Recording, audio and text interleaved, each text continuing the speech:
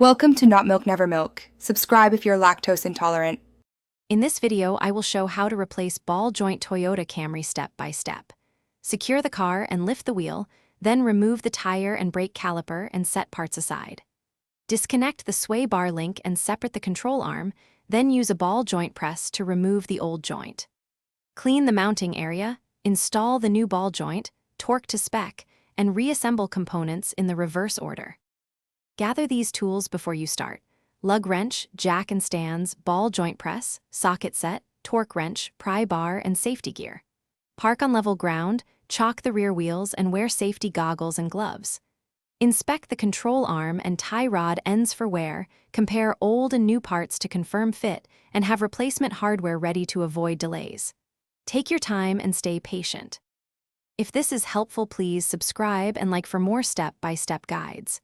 Quick recommendation: Robot Face. Upgrade your clean game with the Shark AI Ultra Robot Vacuum voice control. It frees time for repairs. I run it between projects and it handled dust and debris well. Check the description for the link and deals. If you buy one, tell me how you like it. Now let's get back to the video. Start removal by loosening lug nuts, lifting the vehicle, and removing the wheel, then supporting the car on stands. Remove the brake caliper and rotor if needed to access the ball joint, and carefully mark any components you detach. Press out the old ball joint, clean mating surfaces, press in the new joint fully, install new cotter pins or hardware, and torque all fasteners to factory specifications before test driving.